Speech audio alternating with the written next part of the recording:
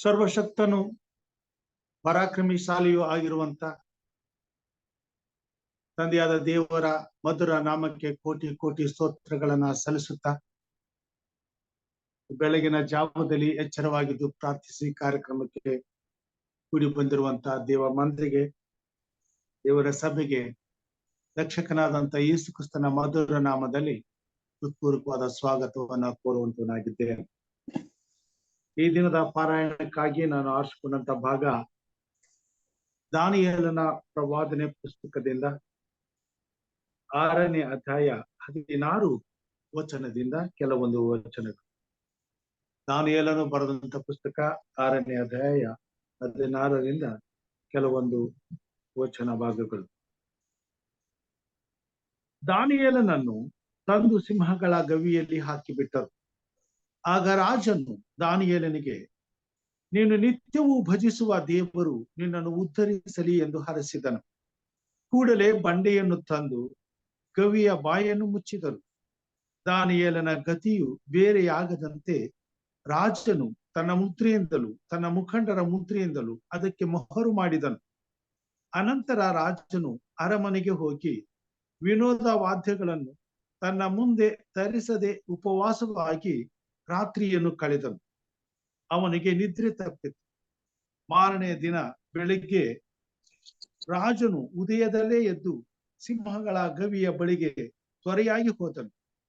ದಾನಿಯೇಲನಿದ್ದ ಗವಿಯ ಸಮೀಪಕ್ಕೆ ಬಂದು ಅವನು ದುಃಖ ಧ್ವನಿಯಿಂದ ದಾನಿಯೇಲನನ್ನು ಕೂಗಿ, ದಾನಿಯೇಲನೇ, ಜೀವ ಸ್ವರೂಪನಾದ ದೇವರ ಸೇವಕನೇ, ನೀನು ನಿತ್ಯವೂ ಭಜಿಸುವ ನಿನ್ನ ದೇವರು ನಿನ್ನನ್ನು ಸಿಂಹಗಳಿಂದ ಉದ್ಧರಿಸ ಶಕ್ತನಾದನೋ ಎಂದು ಕೇಳಲು, ದಾನಿಯೇಲನು ರಾಜನಿಗೆ, ಅರಸೆ, ಚಿರಂಜೀವಿಯಾಗಿರು.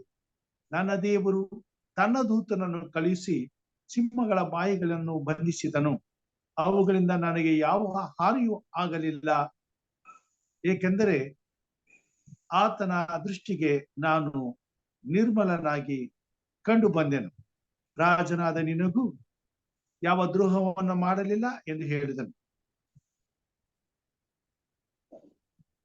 ಅದನ್ನು ಕೇಳಿ ರಾಜನು ಬಹು ಸಂತೋಷಪಟ್ಟು ದಾನಿಯೇಲನನ್ನು ಗವಿಯೊಳಗಿಂದ ಮೇಲಕ್ಕೆ ತರಬೇಕೆಂದು ಅಪ್ಪಣೆ ಕೊಡಲು ಅವನನ್ನು ಅಲ್ಲಿಂದ ಮೇಲಕ್ಕೆತ್ತಿದರು. ಅವನು ತನ್ನ ದೇವರಲ್ಲಿ ಭರವಸೆ ಬಿಟ್ಟ ಕಾರಣ ಅವನಿಗೆ ಯಾವ ಹಾನಿಯೂ ಆಗಿರಲಿಲ್ಲ. ದೇವರ ವಾಕ್ಯ ಭಾಗವನ್ನ ಆಶೀರ್ವಾದ ಮಾಡಲಿ. ಪ್ರಿಯರಾದಂತ ಇಲ್ಲಿ ನಮ್ಮವರು ಪ್ರಾರ್ಥನೆಯಲ್ಲಿ ನಮ್ಮನ್ನು ನಡೆಸಿಕೊಡ್ಬೇಕೆಂಬುದಾಗಿ ಕೇಳ್ಕೊಳ್ತೇವೆ. ದೇವರ ನಾಮಕ್ಕೆ ಸ್ತೋತ್ರ ಉಂಟಾಗಲಿ. ಸೇರಿ ಬಂದಿರುವ ತಮ್ಮೆಲ್ಲರಿಗೂ ಯೇಸು ಕ್ರಿಸ್ತನ ಮಧುರವಾದ ನಾಮದಲ್ಲಿ ನಿಮ್ಮನ್ನು ವಂದಿಸ್ತಾ ಸ್ವಾಗತಿಸ್ತೇನೆ. ಪ್ರಾರ್ಥನೆ ಮಾಡಿಕೊಳ್ಳೋಣ. ಸರ್ವಶಕ್ತನು, ಭೂಪರಲೋಕದ ಒಡೆಯನು, ಸೃಷ್ಟಿಕರ್ತನು, ರಾಜಾದಿರಾಜನು, ದೇವಾದಿದೇವನು ಆಗಿರುವಂತ ನಮ್ಮ ರಕ್ಷಕನಲ್ಲಿ ತಂದೆಯಾದ ದೇವ, ನಿಮ್ಮ ಪರಿಶುದ್ಧವಾದ ನಾಮಕ್ಕೆ ಸ್ತೋತ್ರ ಉಂಟಾಗಲಿ. ಒಡೆಯ, ನೀನು ಪರಿಶುದ್ಧನು. ಒಡೆಯ, ನಾನು ಪರಿಶುದ್ಧನಾಗಿರುವಂತೆ ನೀವು ಪರಿಶುದ್ಧರಾಗಿರಿ. ನಿಮ್ಮ ಸ್ವಾರೂಪ್ಯದಲ್ಲಿ ನಮ್ಮನ್ನು ಉಂಟು ಮಾಡಿದಾತನೇ, ನಿನಗೆ ಸ್ತೋತ್ರಪ್ಪ.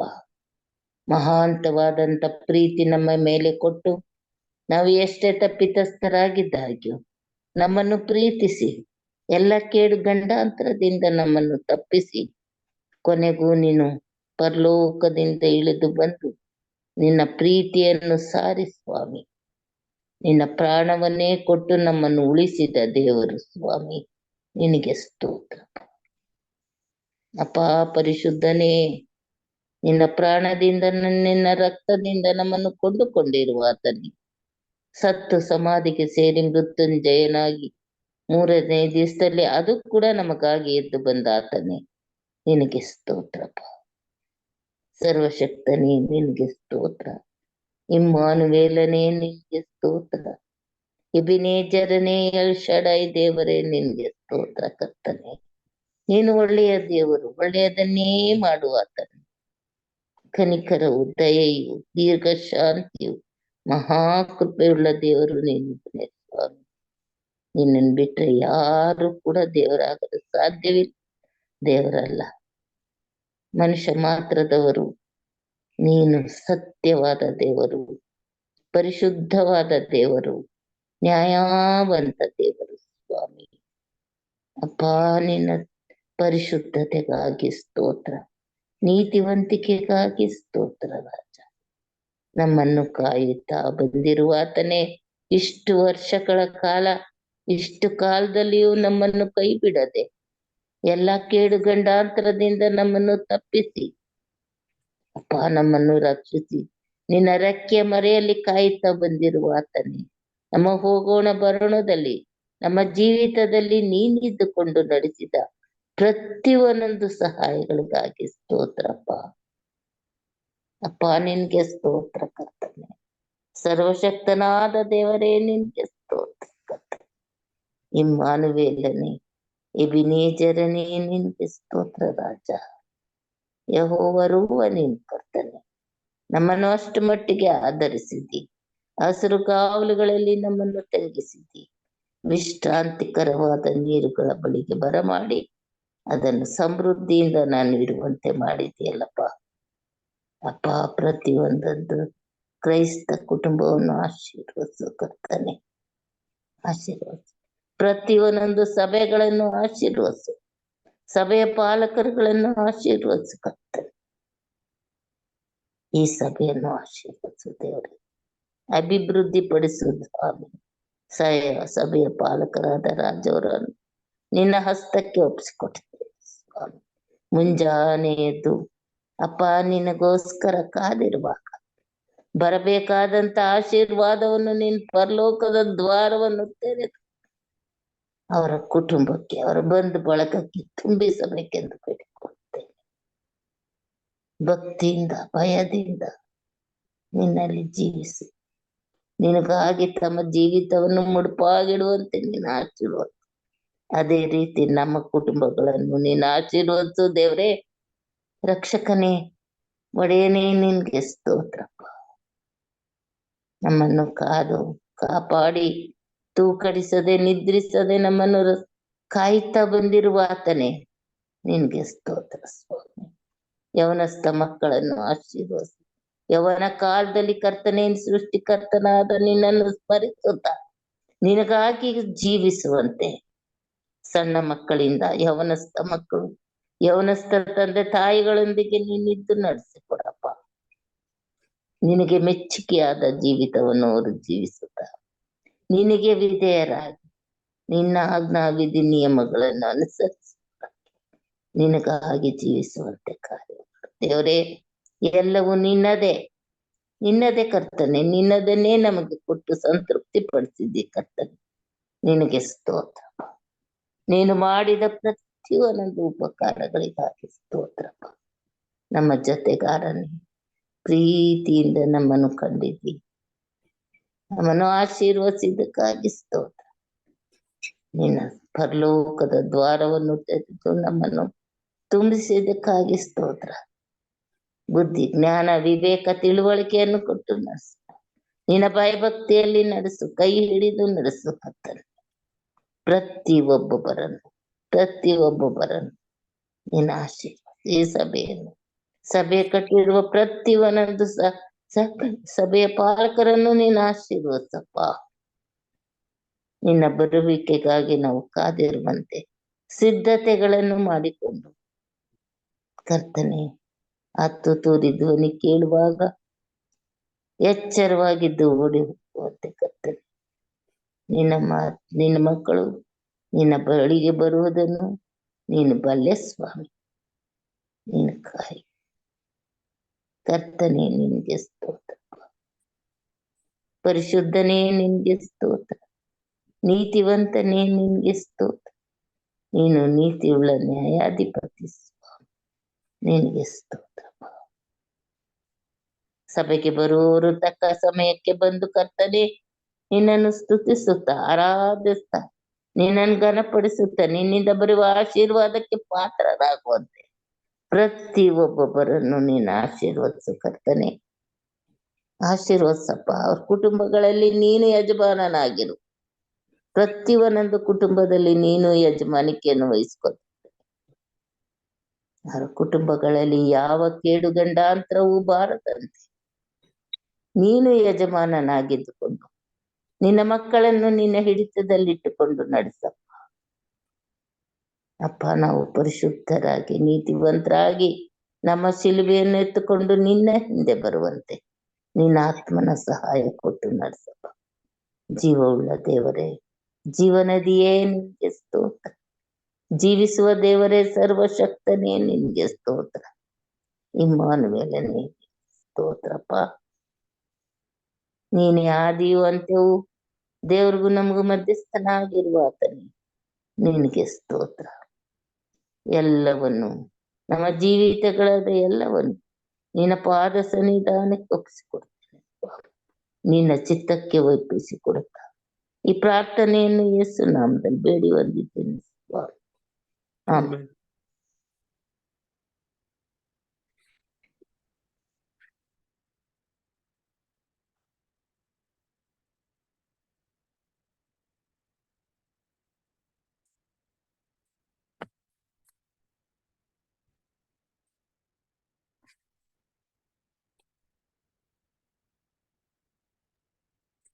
ಉತ್ತಮವಾದಂತಹ ಪ್ರಾರ್ಥನೆಗಾಗಿ ಹಿರಿಯರಾದಂತ ಇಲ್ಲಿ ನಮ್ಮವರಿಗೆ ವಂದನೆಗಳನ್ನ ಸಲ್ಲಿಸ್ತೇವೆ. ಈ ಸಮಯದಲ್ಲಿ ಕೀರ್ತನೆಯನ್ನ ಹಾಡಿಕೊಳ್ಳೋಣ. 279ನೇ ಕೀರ್ತನೆ, ಜೀವದಾಯಕ ಕ್ರಿಸ್ತನಿಗೆ ಸ್ತುತಿಗೀತವ ಹಾಡ ಬನ್ನಿ. 279ನೇ ಕೀರ್ತನೆ. ಜೀವದಾಯಕ ಕ್ರಿಸ್ತನಿಗೆ ಸ್ತುತಿಗೀತೆಯ ಹಾಡ ಬನ್ನಿ. ಸರ್ವಭೂವಾಸಿಗಳೆಲ್ಲರೇ ಮಾನವರ್ಪಿಸಿರಿ. ಜೀವದಾಯಕ ಕ್ರಿಸ್ತನಿಗೆ ಸ್ತುತಿಗೀತೆಯ ಹಾಡ ಬನ್ನಿ. ಸರ್ವಭೂವಾಸಿಗಳೆಲ್ಲರೇ ಮಾನವರ್ಪಿಸಿರಿ. ನಿತ್ಯನಾಸದಿಂದ ಸುಳ್ಳು ಮೋಸದಿಂದ ನಿತ್ಯ ಕಾಲಕ್ಕೂ ಪ್ರೀತಿಸಿ ರಕ್ಷಿಸಿದ ಸತ್ಯ ಕ್ರಿಸ್ತನ ಕೊಂಡಾಡುವ. ನಿತ್ಯನಾಸದಿಂದ ಸುಳ್ಳು ಮೋಸದಿಂದ ನಿತ್ಯ ಕಾಲಕ್ಕೂ ಪ್ರೀತಿಸಿ ರಕ್ಷಿಸಿದ ಸತ್ಯ ಕ್ರಿಸ್ತನ ಕೊಂಡಾಡುವ. ಜೀವದಾಯಕ ಕ್ರಿಸ್ತನಿಗೆ ಸ್ತುತಿಗೀತೆಯ ಹಾಡ ಬನ್ನಿ. ಸರ್ವಭೂವಾಸಿಗಳೆಲ್ಲರೇ ಮಾನವರ್ಪಿಸಿರಿ. ಪಾಪ ಮಾರ್ಗದಲ್ಲೂ ಭೋಗ ಕಾರ್ಯದಲ್ಲೂ ಪಾಪಿ ಮನ್ಸಾಗಲು ವೈರಿಕಾದಿಗನು ಮೋಕ್ಷ ಪ್ರಾಪ್ತಿಯ ಹೊಂದಲರಿ. ಪಾಪ ಮಾರ್ಗದಲ್ಲೂ ಭೋಗ ಕಾರ್ಯದಲ್ಲೂ ಪಾಪಿ ಮನ್ಸಾಗಲು ವೈರಿಕಾದಿಗನು ಮೋಕ್ಷ ಪ್ರಾಪ್ತಿಯ ಹೊಂದಲರಿ. ಜೀವದಾಯಕ ಕ್ರಿಸ್ತನಿಗೆ ಸ್ತುತಿಗೀತವ ಹಾಡ ಬನ್ನಿ. ಸರ್ವಭೂವಾಸಿಗಳೆಲ್ಲರೇ ಮಾನವರ್ಪಿಸಿರಿ.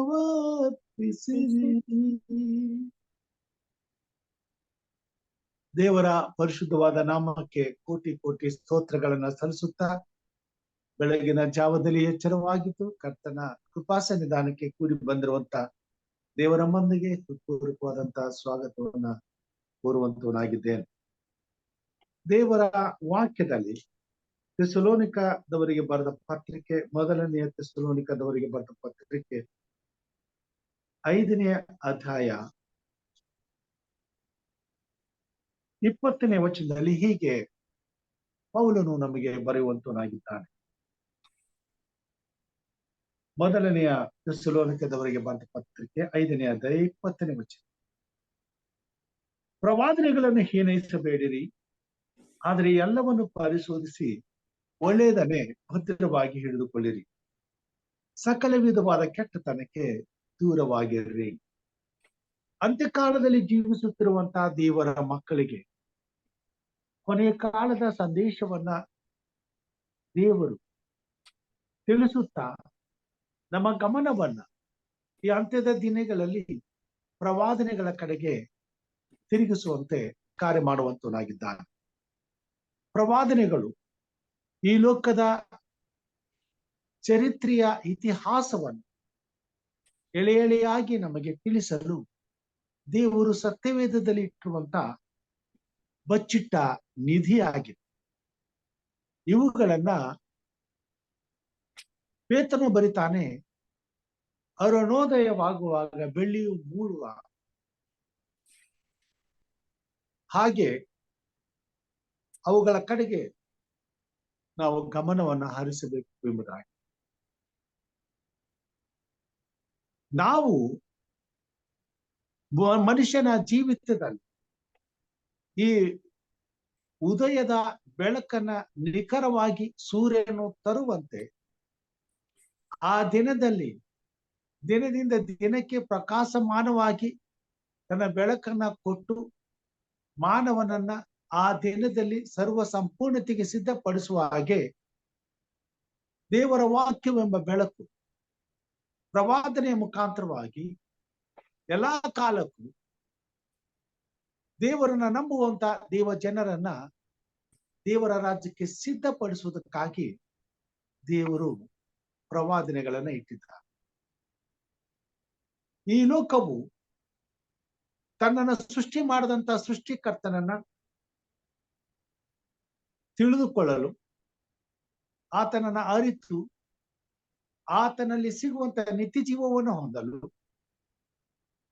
ಮಾನವನ ದುಸ್ಥಿತಿಗೆ ಕಾರಣವಾದಂತ ಪಾಪದ ಬಂಧನದಿಂದ ಬಿಡುಗಡೆ ಹೊಂದಲು, ದೇವರಲ್ಲಿ ಬಚ್ಚಿಟ್ಟಲ್ಪಟ್ಟಿರುವಂತಹ ನಿತ್ಯ ಜೀವದ ಪದ್ಧತಿಯ ಮಾರ್ಗಗಳನ್ನ ತಿಳಿದುಕೊಳ್ಳಲು ದೇವರು ಪ್ರವಾದನೆಗಳನ್ನ ಈ ಭೂಮಿ ಮೇಲೆ ಇಟ್ಟಿದ್ದಾರೆ. ಪ್ರವಾದನೆಗಳು ಮುಂದೆ ಆಗುವಂತವುಗಳನ್ನು, ಹಿಂದೆ ನಡೆದು ಹೋದವುಗಳನ್ನು ತಿಳಿಸುವಂತದ್ದಾಗಿದೆ. ಇವೆರಡುಗಳನ್ನು ಅಳತೆ ಮಾಡಿ ನೋಡುವಾಗ ನಿಖರವಾದ ಸತ್ಯವನ್ನ ಮನುಷ್ಯನು ಗ್ರಹಿಸಿಕೊಳ್ಳಲು ಸಾಧ್ಯವಾಗುವಂತದ್ದಾಗಿದೆ. ಈ ಲೋಕದಲ್ಲಿ ಸುಳ್ಳು ತತ್ವಗಳು, ಸುಳ್ಳು ಬೋಧನೆಗಳು, ಸುಳ್ಳಾದಂತ ನಂಬಿಕೆಗಳು ಮಾನವನ ಹೃದಯವನ್ನ ತುಂಬಿಕೊಂಡಿರುವಾಗ ನಿಜವಾದ ಸತ್ಯವನ್ನ ತಿಳಿಸುವಂತ ಪ್ರಯತ್ನವನ್ನ ಮತ್ತು ನಿಜವಾದ ಸತ್ಯವನ್ನ ತಿಳಿಯ ಬಯಸುವಂತ ಪ್ರತಿಯೊಬ್ಬರಿಗೂ ತನ್ನ ನೇರವಾದಂತ ಮಾರ್ಗಗಳನ್ನ ಅರ್ಥ ಮಾಡಿಕೊಳ್ಳುವಂತ ಅವಕಾಶವನ್ನ ದೇವರ ಪ್ರವಾದನೆ ಮುಖಾಂತರವಾಗಿ ಕೊಟ್ಟಿದ್ದಾನೆ.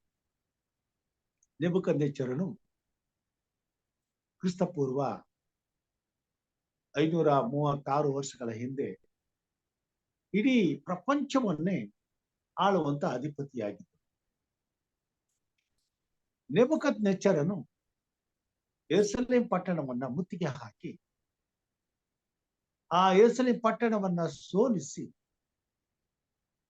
ಅಲ್ಲಿದ್ದಂತ ಜನರನ್ನ ಸೆರೆಯಾಳುಗಳಾಗಿ ತನ್ನ ಆಸ್ಥಾನಕ್ಕೆ ತೆಗೆದುಕೊಂಡು ಹೋಗ್ತಾನೆ. ಬಾಬೆಲ್ ನಗರಕ್ಕೆ. ಬಾಬೆಲ್ ಗಲಿಬಿಲಿಯ ದೇಶ. ಬಾಬೆಲ್ ಎಂಬುದಾಗಿ ಹೇಳುವಾಗ ಗಲಿಬಿಲಿ ಎಂಬ ಅರ್ಥವನ್ನ ಕೊಡುವಂತದ್ದಾಗಿದೆ. ಆದರೆ ಬಾಬೆಲ್ ಇಡೀ ಪ್ರಪಂಚಕ್ಕೆ ಕೇಂದ್ರ ಸ್ಥಾನವಾಗಿದೆ. ಇಡೀ ಪ್ರಪಂಚವನ್ನೇ ಅಧಿಪತ್ಯದಲ್ಲಿ ಇಟ್ಟುಕೊಂಡು ಇಡೀ ಪ್ರಪಂಚಕ್ಕೆ ಅಧಿಪತಿಯಾಗಿ ಇಡೀ ಪ್ರಪಂಚವನ್ನೇ ಹತೋಟಿಯಲ್ಲಿಟ್ಟುಕೊಂಡು ನಡೆಸುವಂತ ಒಂದು ಶಕ್ತಿಯನ್ನು ಹೊಂದಿದೆ. ಈ ಕೊನೆ ಕಾಲದಲ್ಲಿ ಇಡೀ ಪ್ರಪಂಚವನ್ನೇ ಗಲಿಬಿಲಿಗೊಳಿಸಿ ಸೈತಾನನು ತನ್ನ ಹತೋಟಿಗೆ ತೆಗೆದುಕೊಳ್ಳುವುದಕ್ಕೆ ಅದು ಸಾಕ್ಷಿಯಾಗಿದೆ. ಬಾಬೆಲ್ ದೇಶದ ಅಧಿಪತಿಯಾದಂತಹ ನೆಬೂಕದ್ನೆಚ್ಚರ ರಾಜನು ಇಡೀ ವಿಶ್ವದ ಚಕ್ರಾಧಿಪತಿಯಾಗಿ ಆಡಳಿತ ಮಾಡ್ತಾ ಇರ್ತಾನೆ. ಯೆರೂಸಲೇಮ್ ಪಟ್ಟಣವನ್ನ ಗೆದ್ದು ತಂದಿದ್ದಾನೆ. ಈ ಯೆರೂಸಲೇಮ್ ಪಟ್ಟಣದಲ್ಲಿ ಅನೇಕರ ಜೊತೆಯಲ್ಲಿ ವಿಶೇಷವಾಗಿ 4 ಜನರು ಆ ಒಂದು ಬಾಬೆಲ್ ಪಟ್ಟಣವನ್ನ ಎಂಟ್ರಿ ಮಾಡ್ತಾರೆ.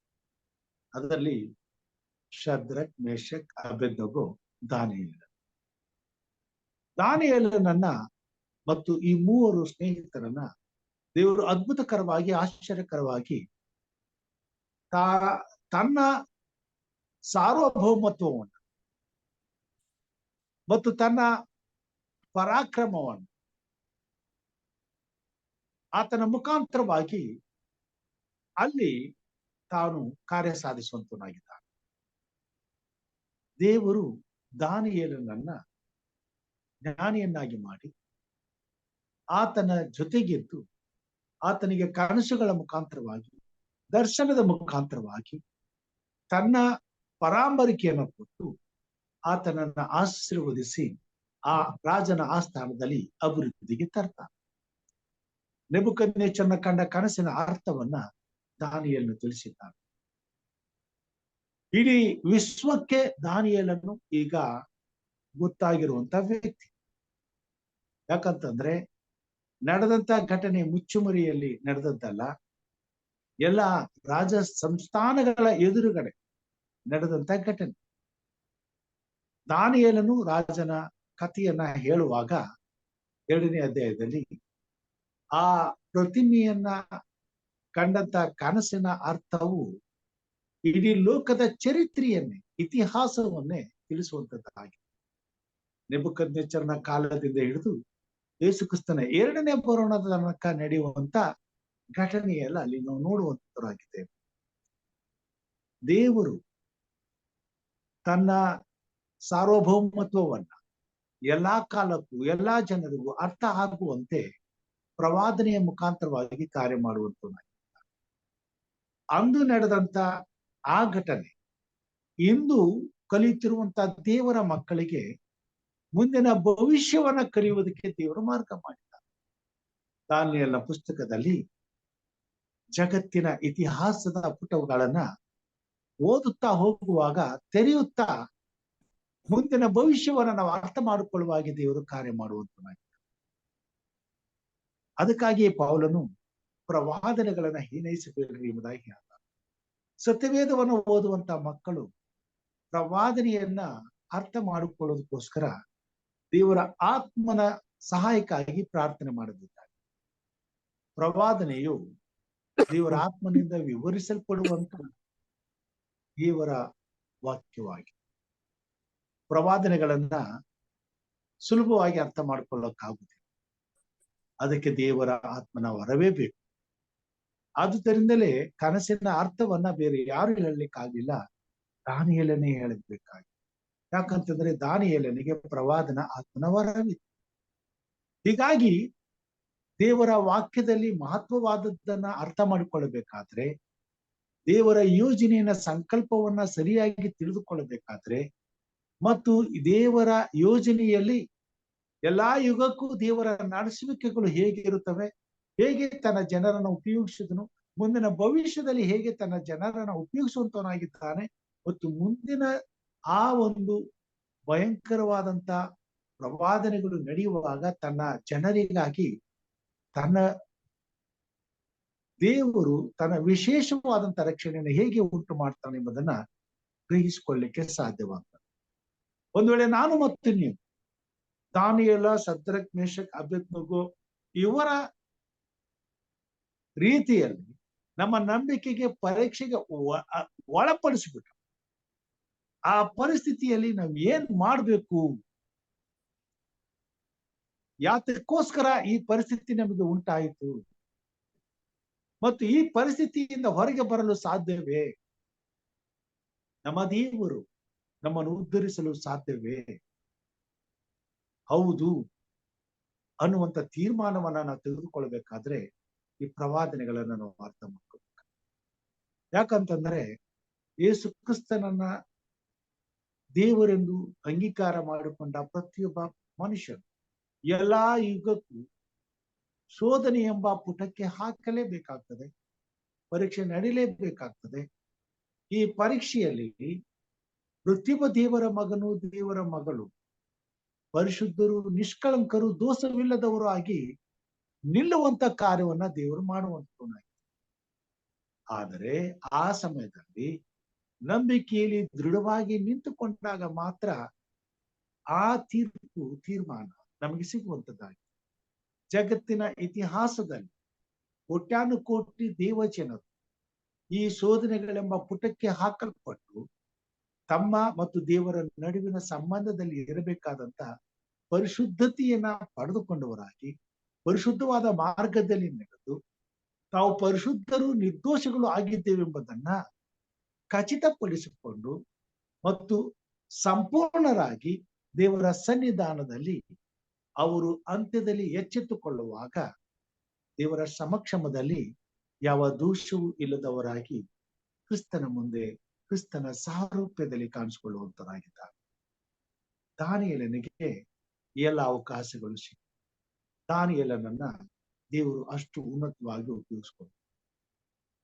ದಾನಿಯೇಲನು ಶದ್ರಕ್ ಮೇಷಕ್ ಅಬೇದ್ನೆಗೋ ಇವರು ಅದ್ಭುತಕರವಾಗಿ ಆಶ್ಚರ್ಯಕರವಾಗಿ ಅನ್ಯ ದೇಶದಲ್ಲಿ ಅನ್ಯ ರಾಜರುಗಳ ಮುಂದೆ ತಮ್ಮ ದೇವರ ಬಗ್ಗೆ ಅಷ್ಟು ಅಭಿಮಾನದಿಂದ ಬಲವಾದ ಸಾಕ್ಷಿಯನ್ನ ಕೊಡುವಂತರಾಗ್ತಾರೆ.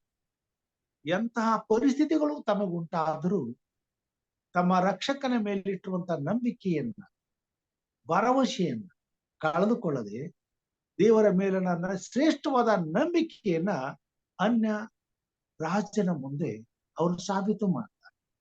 ತಮ್ಮ ದೇವರೇ ನಿಜವಾದಂತ ದೇವರು, ಭೂಪರಲೋಕಗಳಿಗೆ ಇರುವಂತವನು ಒಬ್ಬನೇ ದೇವರು. ಆ ಒಬ್ಬನೇ ದೇವರು ಜಗತ್ತನ್ನ ಸೃಷ್ಟಿಸಿದಂತ ತಂದೆಯಾದ ದೇವರು. ಆತನು ಸರ್ವಶಕ್ತನು, ಪರಾಕ್ರಮಿಶಾಲಿಯಾದ ದೇವರು, ಉನ್ನತೋನ್ನತನು, ಯುಗ ಯುಗಾಂತರವರೆಗೂ ಜೀವಿಸುವಂತವನು.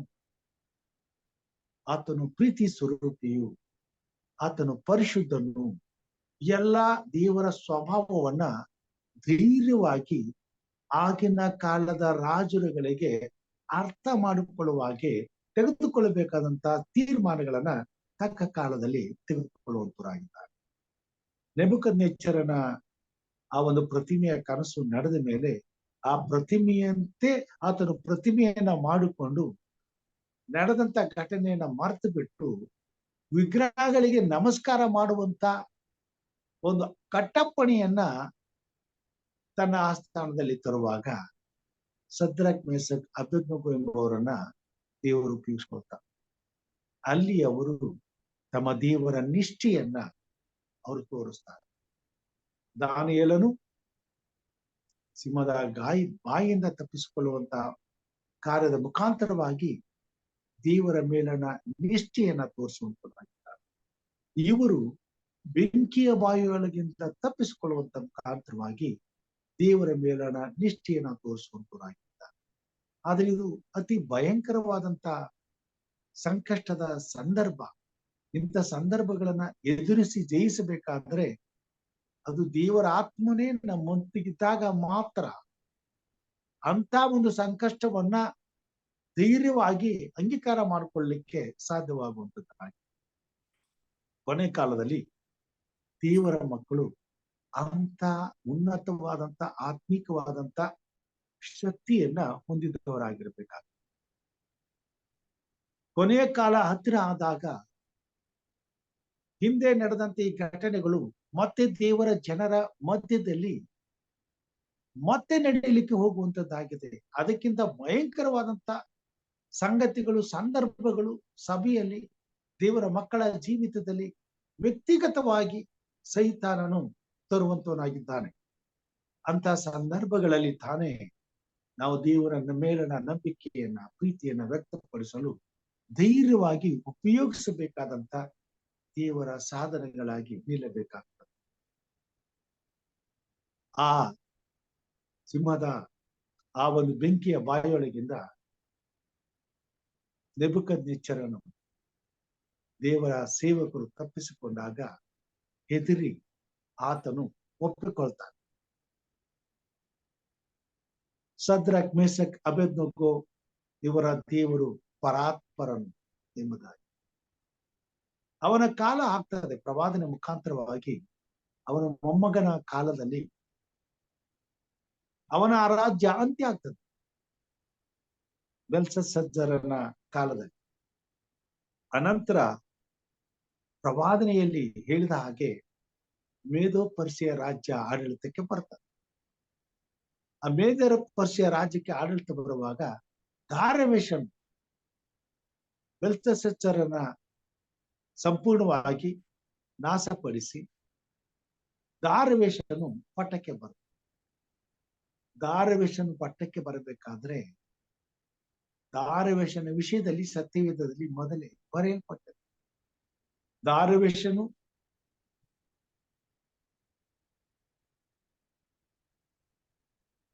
ದೇವ ಜನರನ್ನ ಯಾವ ಬಾಬೆಲ್ ಪಟ್ಟಣಕ್ಕೆ ಸೆರೆಯಾಳುಗಳಾಗಿ ತೆಗೆದುಕೊಂಡು ಹೋಗಿದ್ದಂತ ಇಸ್ರೇಲ್ ಜನಾಂಗವನ್ನ ಬಿಡುಗಡೆ ಮಾಡುವುದಕ್ಕೆ ಪ್ರಾರಂಭ ಮಾಡ್ತಾನೆ.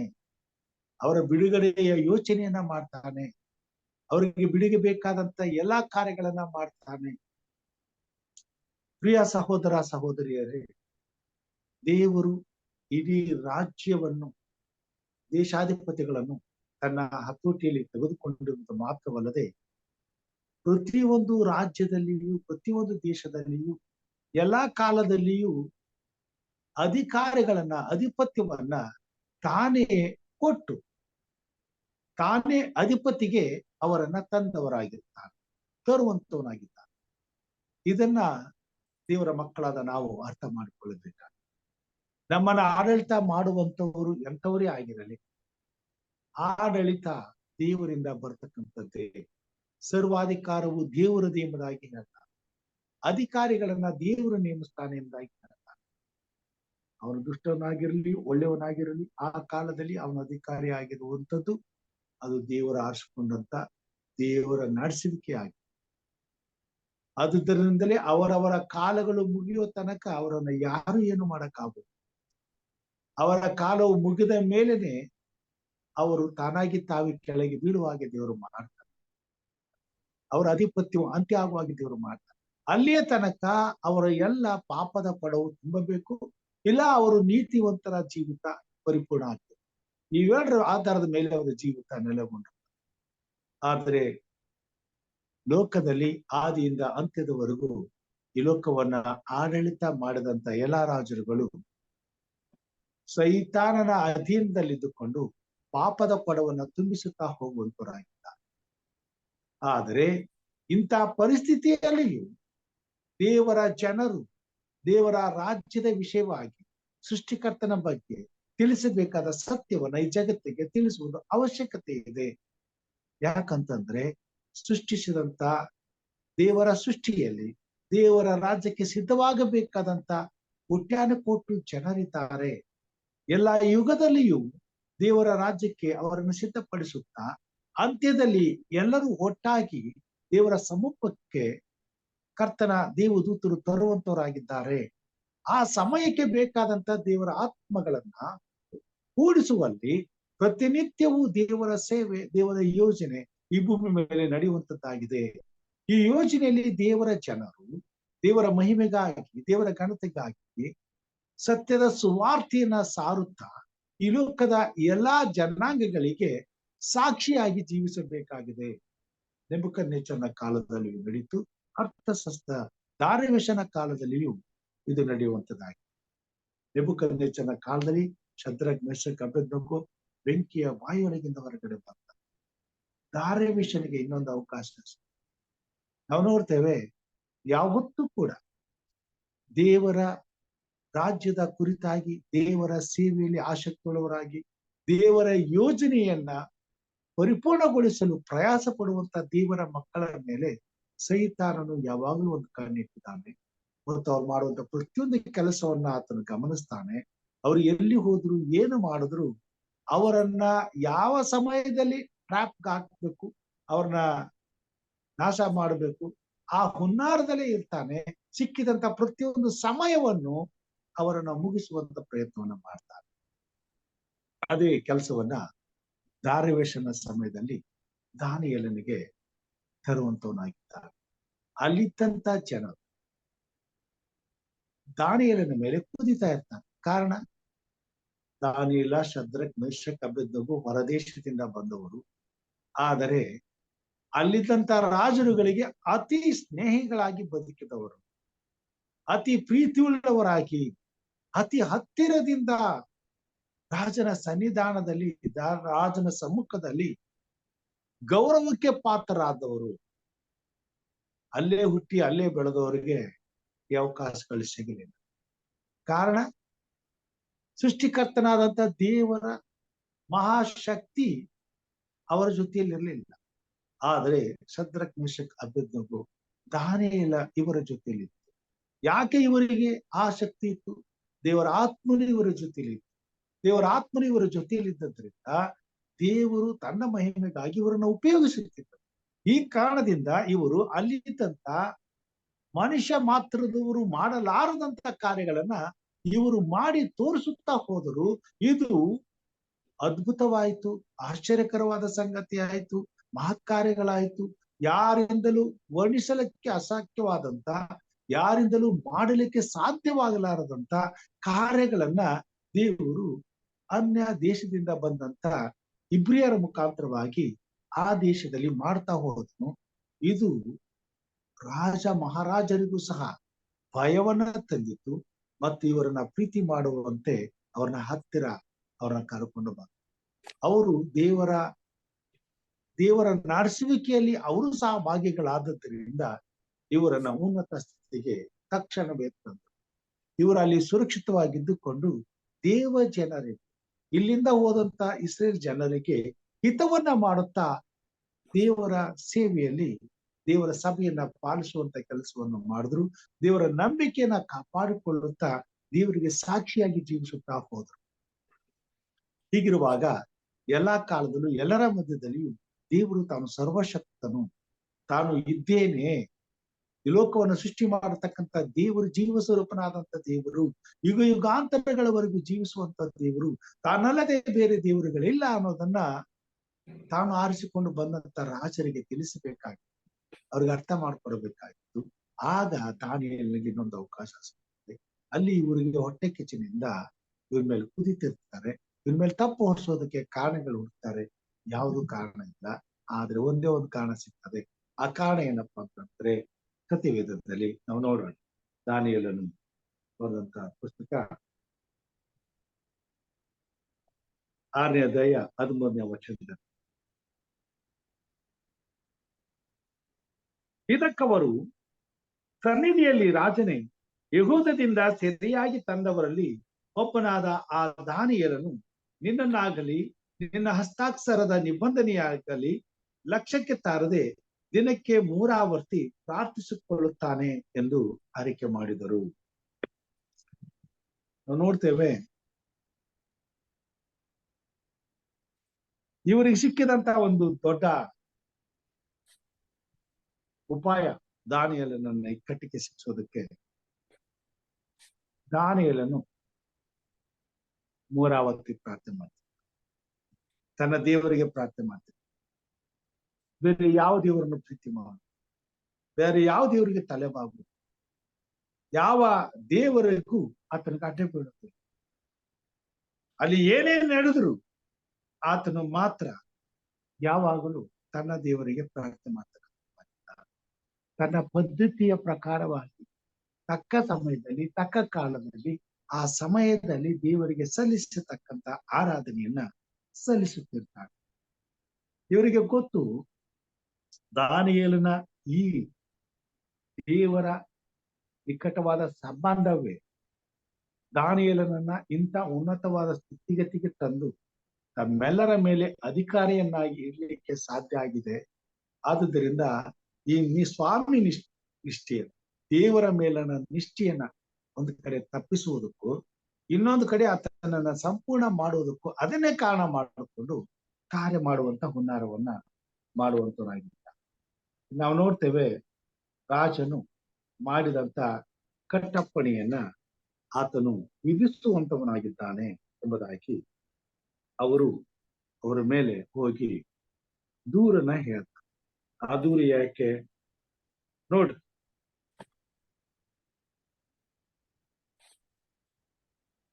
ಏನಂತ ಆ ದೂರು ಬಂದಿರ್ತದೆ. 6ನೇ ಅಧ್ಯಾಯ 5ನೇ ವಚನದಿಂದ, ಆಗ ಮನುಷ್ಯರು ಆ ದಾನಿಯೇಲನ ಮೇಲೆ ತಪ್ಪು ಹೊರಿಸಲು ಇವನ ದೇವಧರ್ಮದ ಮೂಲಕವೇ ಹೊರತು ಇನ್ನಾವುದರಲ್ಲಿಯೂ ನಮಗೆ ಅವಕಾಶ ದೊರೆಯುವುದು ಅಂದುಕೊಂಡರು. ಹೀಗೆ ಆ ಮುಖ್ಯಾಧಿಕಾರಿಗಳು, ದೇಶಾಧಿಪತಿಗಳು ರಾಜನ ಸಮ್ಮುಖದಲ್ಲಿ ನೆರೆದು ಬಂದು ಅವನಿಗೆ, ಅರಸನಾದ ದಾರ್ಯಾವೆಷನೇ, ಚಿರಂಜೀವಿಯಾಗಿರು. ಯಾವನಾದರೂ 30 ದಿನಗಳ ತನಕ ರಾಜನಾದ ನಿನಗೆ ಹೊರತು ಬೇರೆ ಯಾವ ದೇವರಿಗಾಗಲಿ ಮನುಷ್ಯನಿಗಾಗಲಿ ವಿಜ್ಞಾಪನೆ ಮಾಡಿಕೊಂಡರೆ ಅವನು ಸಿಂಹಗಳ ಗವಿಯಲ್ಲಿ ಹಾಕಲ್ಪಡಬೇಕು ಎಂಬ ಖಂಡಿತ ನಿಬಂಧನೆಯನ್ನು ರಾಜಾಜ್ಞೆಯನ್ನು ವಿಧಿಸುವುದು ಒಳ್ಳೆಯದೆಂದು ರಾಜ್ಯದ ಸಕಲ ಮುಖ್ಯಾಧಿಕಾರಿ, ನಾಯಕ, ದೇಶಾಧಿಪತಿ, ಮಂತ್ರಿ, ಸಕಲ ಸಂಸ್ಥಾನ ಅಧ್ಯಕ್ಷರು ಆಲೋಚನೆ ಮಾಡಿಕೊಂಡಿದ್ದಾರೆ. ರಾಜನೇ, ಈಗ ನೀನು ಈ ನಿಬಂಧನೆಯನ್ನು ವಿಧಿಸಿ ಇದು ನಿಂತು ಹೋಗದೆ ಮೇದ್ಯರ ಮತ್ತು ಪಾರಸಿಯರ ಎಂದಿಗೂ ರದ್ದಾಗದ ಧರ್ಮ ವಿಧಿಗಳ ಪ್ರಕಾರ ಊರ್ಜಿತವಾಗುವಂತೆ ಶಾಸನಕ್ಕೆ ಹಸ್ತಾಕ್ಷರ ಮಾಡು ಎಂದು ಬಿನ್ನವಿಸಲು ರಾಜನಾದ ದಾರ್ಯಾವೆಷನು ಆ ನಿಬಂಧನಕ್ಕೆ ಶಾಸನಕ್ಕೆ ರುಜು ಹಾಕಿದನು. ಸೈತಾನನು ರಾಜರುಗಳನ್ನು ಸಹ ತನ್ನ ಹತೋಟಿಯಲ್ಲಿ ತೆಗೆದುಕೊಳ್ತಾನೆ, ಮರಳು ಮಾಡ್ತಾನೆ, ಮೋಸ ಮಾಡ್ತಾನೆ. ಇವರ ಮುಂದಿನ ಕುಯುಕ್ತಿ ರಾಜನಿಗೆ ಅರಿವೇ ಇಲ್ಲ. ಇವರು ಹೇಗೆ ಹೋಗಿದ್ದಾರೆ ಅಂತಂದ್ರೆ ರಾಜನನ್ನ ಘನಪಡಿಸ್ತಾರೆ. ರಾಜನಿಗೆ ಉನ್ನತವಾದಂತ ಘನತೆ ಗೌರವ ಸಿಗುವ ಹಾಗೆ ಮಾಡುವಂತ ಪ್ರಯತ್ನವನ್ನ ಹೋಗ್ತಾರೆ. ದಾನಿಯೇಲನನ್ನ ಇಕ್ಕಟ್ಟಿಗೆ ಸಿಕ್ಕಿಸುತ್ತೆ. ರಾಜನಾದಂತ ಅರ್ಥಶಾಸ್ತ್ರನ ರಾಜನ ಮುಂದೆ ಆತನನ್ನ ಹಾಡಿ ಹೊಗಳಿ ಆತನನ್ನ ಅಟ್ಟಕ್ಕೇರಿಸಿ ಆತನನ್ನ ಯಾವ ಸ್ಥಾನಕ್ಕೆ ತೆಗೆದುಕೊಂಡು ಹೋಗ್ತಾರಂತಂದ್ರೆ ದೇವರಿಗಿಂತ ಆತನನ್ನ ಒಂದು ಕೈ ಮುಂದೆ ತಕೊಂಡು ಹೋಗಿ ನಿಲ್ಲಿಸ್ತಾರೆ.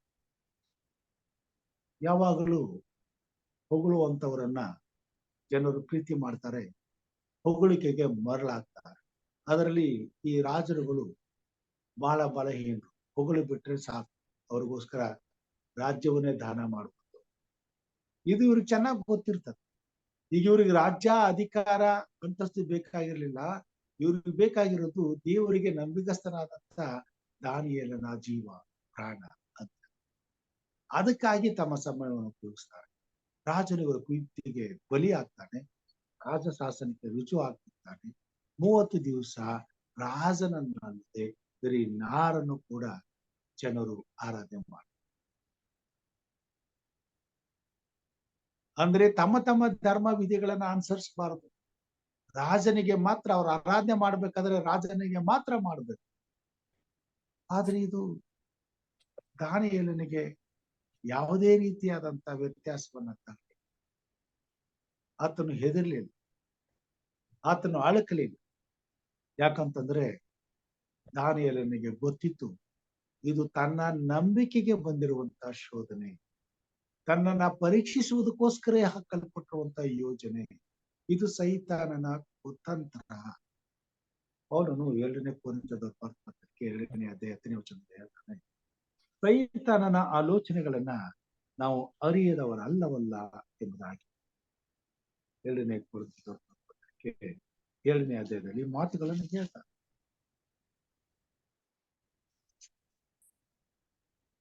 ಸೈತಾನನು ನಮ್ಮನ್ನು ವಂಚಿಸಿ ನಷ್ಟಪಡಿಸಬಾರದು. ಅವನ ಯೋಚನೆಗಳನ್ನು ನಾವು ಅರಿಯದವರಲ್ಲವಲ್ಲ. ದೇವರ ಯೋಜನೆಯನ್ನ ನಾವು ಅರ್ಥ ಮಾಡಿಕೊಂಡ ಹಾಗೆ ನಮ್ಮ ವಿಷಯದಲ್ಲಿ ಸೈತಾನನ ಯೋಚನೆಗಳನ್ನು ಸಹ ನಾವು ತಿಳಿದವರಾಗಿ ಅದನ್ನ ಪ್ರವಾದನೆಗಳನ್ನ ಓದುವುದರ ಮುಖಾಂತರವಾಗಿ, ಅರ್ಥ ಮಾಡಿಕೊಳ್ಳುವುದರ ಮುಖಾಂತರವಾಗಿ, ಗ್ರಹಿಸಿಕೊಳ್ಳುವುದರ ಮುಖಾಂತರವಾಗಿ ಮಾತ್ರ ಕ್ರೈಸ್ತ ವಿಶ್ವಾಸಿಗಳು ಪಡೆದುಕೊಳ್ಳಿಕ್ಕೆ ಸಾಧ್ಯ.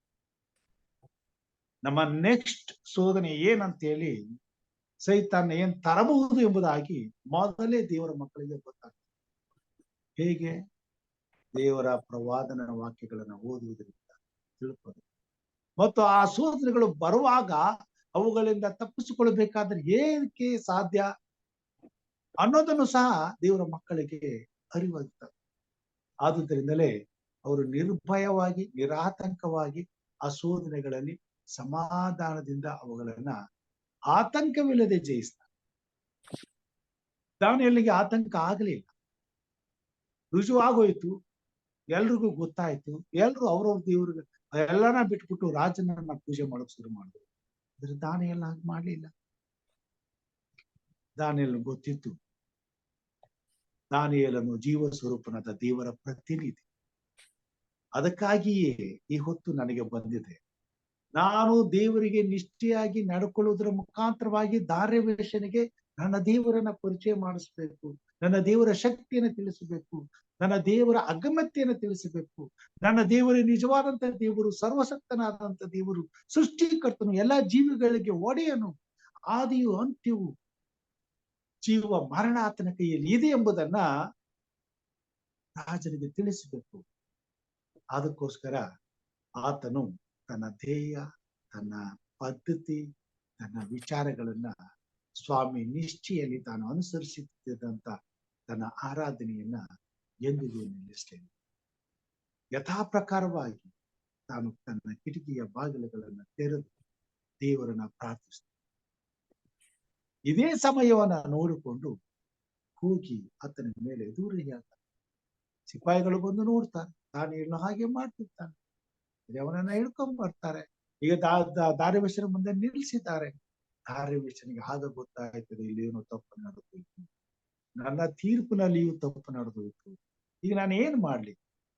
ದಾರ್ಯವೇಶನು ದಾನಿಯೇಲನಿಗೆ ಹತ್ತಿರವಾಗಿದ್ದಾನೆ. ಆತನ ಜೀವದಷ್ಟೇ ಪ್ರೀತಿ ಮಾಡ್ತಾ ಇದ್ದಾನೆ. ದೇವರ ಮಕ್ಕಳನ್ನ ಜನರು ಎಷ್ಟೇ ದ್ವೇಷ ಮಾಡಿದ್ರು ದೇವರು ಅನೇಕರ ಉನ್ನತವಾದಂತ ಸ್ಥಾನದಲ್ಲಿರ್ತಕ್ಕಂಥ ಜನರಲ್ಲಿ ದೇವರ ಪ್ರೀತಿಯನ್ನ ಅವರಿಗೆ ಸಿಗುವ ಹಾಗೆ ಮಾಡ್ತಾರೆ. ದಾನಿಯೇಲನ ಮೇಲೆ ಅಲ್ಲಿದ್ದಂತ ಎಲ್ಲಾ ಜನರು ದ್ವೇಷಿಸುವುದರೂ ಕೂಡ ರಾಜನ ಹೃದಯದಲ್ಲಿ ದಾನಿಯೇಲನಿಗೆ ವಿಶ್ವರವಾಗಿ ಬೇರೆ ರೀತಿಯಾದಂತಹ ಒಂದು ಸಂಬಂಧ, ಪ್ರೀತಿ. ಈ ವಿಷಯ ಗೊತ್ತಾದ ತಕ್ಷಣ ರಾಜನು ದಂಗಾಗ್ತಾನೆ, ನಿತ್ರಾಣನಾಗ್ತಾನೆ. ಬೇರೆ ಏನೇ ಆಗಿದ್ರು ಆತನಿಗೆ ಆ ರೀತಿ ಆಲೋಚನೆ ಬರ್ತಿರ್ಲಿಲ್ಲ. ಆದ್ರೆ ದಾನಿಯೇಲನು ದೇವರ ಪ್ರವಾದಿ, ದೇವರ ಸೇವಕನು. ಆತನ ಹೇಳ್ದ ನಡೀತದೆ. ಒಂದು ವೇಳೆ ದಾನಿಯೇಲನು ಹಿಂಗಾಗ್ಬಿಟ್ರೆ ಮುಂದೆ ಗತಿ ಏನು? ಅವನಿಗೆ ಭಯ ಆಗ್ತದೆ. ಒಂದು ಕಡೆ ದಾನಿಯೇಲನ ಜೀವಮಾನದಲ್ಲಿ ನಡೆದಂತ ಘಟನೆಗಳನ್ನ ಕೇಳಿ ತಿಳಿದುಕೊಂಡಿದ್ದಾನೆ. ಆತನು ಹೇಳಿದಂತ ಪ್ರವಾದನೆ ಪ್ರಕಾರವಾಗಿ ನೆಬೂಕದ್ನೆಚ್ಚರನ ಆಸ್ಥಾನ ಲಯವಾಗಿದೆ. ದಾರ್ಯವೇಶನು ಅದನ್ನ ಗೆದ್ದುಕೊಂಡು ಈಗ ಸಿಂಹಾಸನದಲ್ಲಿ ಕುಳಿತಿದ್ದಾನೆ. ಇದೆಲ್ಲ ರಾಜನಿಗೆ ಗೊತ್ತು. ಈಗ ದಾನಿಯೇಲನ ಬಿಡಿಸುವಂತ ಪ್ರಯತ್ನ ಮಾಡ್ತಾರೆ. ಆದ್ರೆ ಸಹಿ ಹಾಕ್ಬಿಟ್ಟಿದ್ದಾರೆ. ದೇವರ ಮಕ್ಕಳನ್ನ ಇಂಥ ಒಂದು ಇಕ್ಕಟ್ಟಿಗೆ ಸೈತಾನ ಸಿಕ್ಕಿಸ್ತಾನೆ. ಆವತ್ತು ಮಾತ್ರ ಅಲ್ಲ, ಈ ಹೊತ್ತಿಗೂ ಇನ್ನು ಮುಂದೆಯೂ ಎಲ್ಲಾ ಕಾಲಕ್ಕೂ ದೇವರಿಗೆ ನಂಬಿಗಸ್ತರಾಗಿ ದೇವರನ್ನ ಯಥಾರ್ಥವಾಗಿ ಪ್ರೀತಿಸಿ ತಮ್ಮ ದಿನನಿತ್ಯದ ಎಲ್ಲಾ ಕಾರ್ಯಗಳಲ್ಲಿ ದೇವರನ್ನ ಘನಪಡಿಸಲು ಸಮಯವನ್ನ ಕಳೆಯುವಂತ ದೇವರ ಮಕ್ಕಳಿಗೆ ಇಂಥ ಇಕ್ಕಟ್ಟಿನ ಪರಿಸ್ಥಿತಿಗಳನ್ನ ಸೈತಾನ ತಂದೆ ತರ್ತಾನೆ. ಪ್ರತಿಯೊಬ್ಬ ದೇವರ ವಿಶ್ವಾಸಿಯು ತನ್ನ ಜೀವಿತದಲ್ಲಿ ಇಂಥ ಇಕ್ಕಟ್ಟಿನ ಪರಿಸ್ಥಿತಿಯನ್ನು ಎದುರಿಸಲೇಬೇಕಾಗ್ತದೆ. ರಾಜನು ಕೂಡ ಏನು ಮಾಡಕ, ಅಧಿಕಾರಿಗಳು ಕೂಡ ಏನು ಮಾಡಕ, ನಮ್ಮ ಸಂಬಂಧಿಕರು ಏನು ಮಾಡಕ್ಕಾಗೋದು. ನಮ್ಮನ್ನ ಪ್ರೀತಿಸುವಂತ ನಮ್ಮ ತಂದೆ ತಾಯಿ, ಅಣ್ಣ ತಮ್ಮ, ಹೆಂಡತಿ, ಮಕ್ಕಳು ಸಹ ನಮ್ಗೆ ಏನು ಮಾಡಕ್ಕಾಗೋದು. ಯಾವ ಸಹಾಯನೂ ನಮಗೆ ಸಿಗೋದಿಲ್ಲ. ಆ ರೀತಿಯಾದಂತ ಇಕ್ಕಟ್ಟಿನ ಪರಿಸ್ಥಿತಿಗಳಿಗೆ ತಂದು ನಾವು ಚಂಚಲರಾಗಬೇಕು. ದೇವರು ನಮ್ಮ ಮೇಲಿನ ನಂಬಿಕೆನ ಕಳ್ಕೊಳ್ಬೇಕು. ಈ ಸಮಯದಲ್ಲಿ ನಾವು ಸೈತಾನನಿಗೆ ತಲೆಬಾರದು.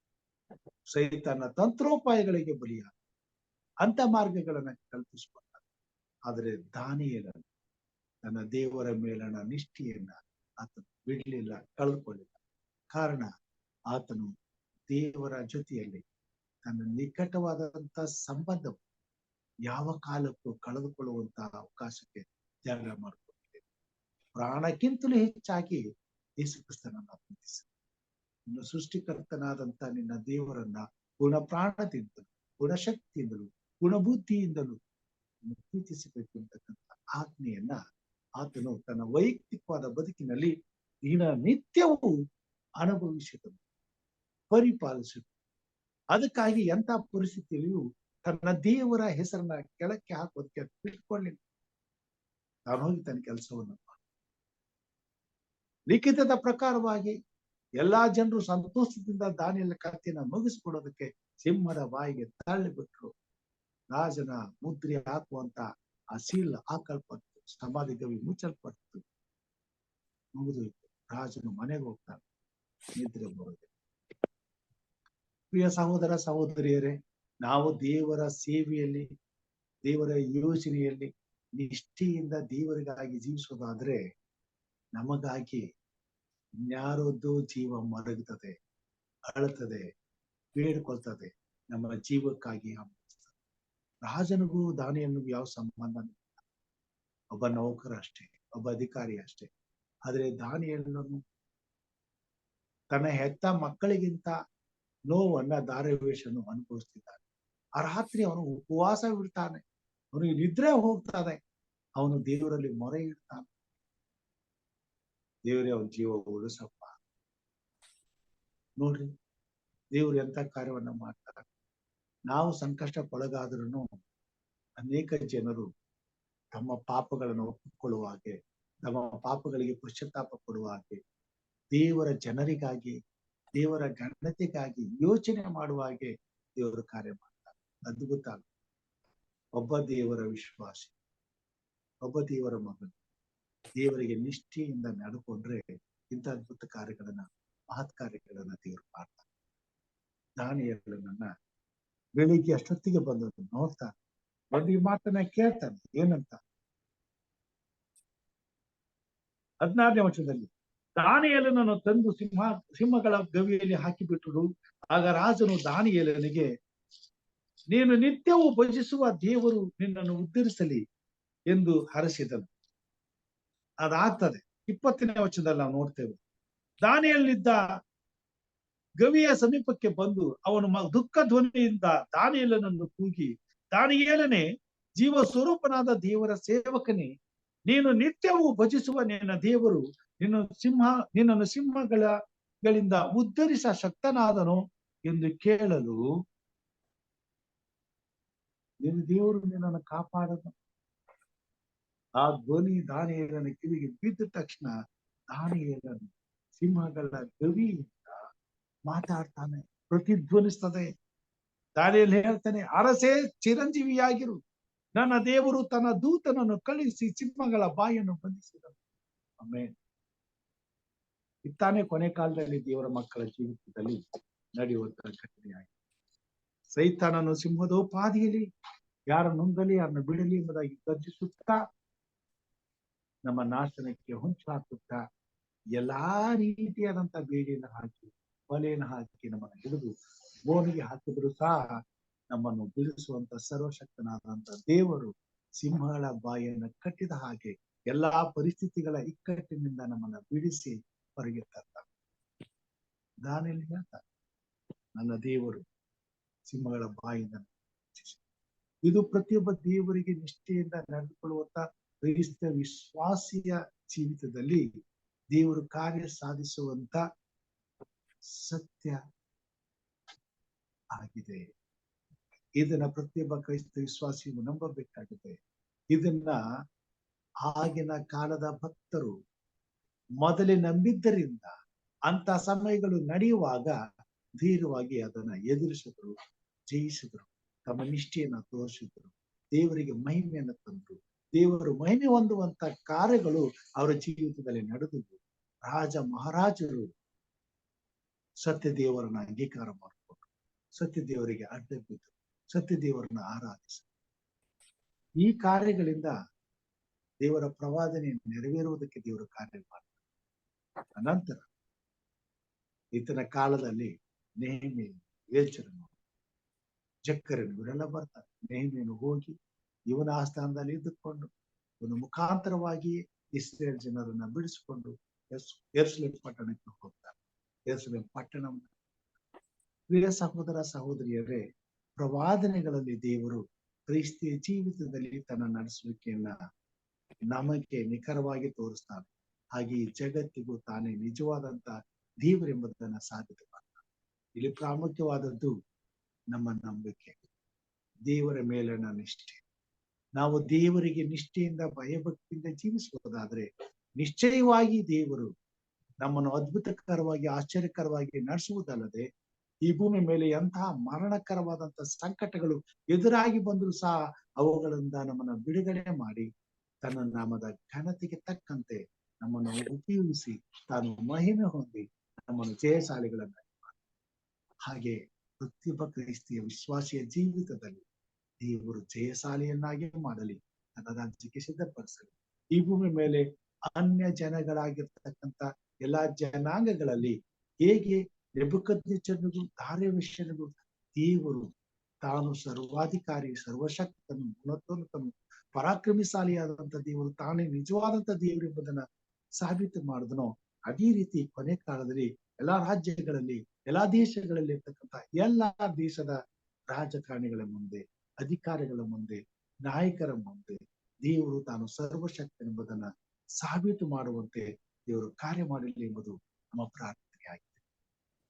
ದೇವರ ಚಿತ್ತವಾದರೆ ಲೋಕದಲ್ಲಿ ಇರ್ತಕ್ಕಂಥ ಸಕಲ ಕುಲ, ಭಾಷೆ, ಪ್ರತಿ ಜನಾಂಗಗಳವರು ದೇವರ ಮಹಾ ಅತಿಶಯವಾದಂತ ಈ ಶಾಸ್ತ್ರೋಕ್ತಿಗಳನ್ನ ಅರ್ಥ ಮಾಡಿ ತಿಳಿದು ಗ್ರಹಿಸಿಕೊಂಡು ಕರ್ತನಿಗೆ ತಮ್ಮನ್ನು ಒಪ್ಪಿಸಿಕೊಟ್ಟು ದೇವರ ರಾಜ್ಯಕ್ಕೆ ಸಿದ್ಧ ಆಗುವ ಹಾಗೆ ದೇವರ ಆತ್ಮನು ಕಾರ್ಯ ಮಾಡಲಿ ಎಂಬುದಾಗಿ ಪ್ರಾರ್ಥಿಸುವಂತೆ ಈ ಸಮಯದಲ್ಲಿ ನಮ್ಮ ಮಧ್ಯದಲ್ಲಿ ಪ್ರಾರ್ಥನೆಗೋಸ್ಕರ ಹಿರಿಯರಂತ ಲೋಕ ಸಂಕಲ್ ಅವರು ಇದ್ದಾರೆ.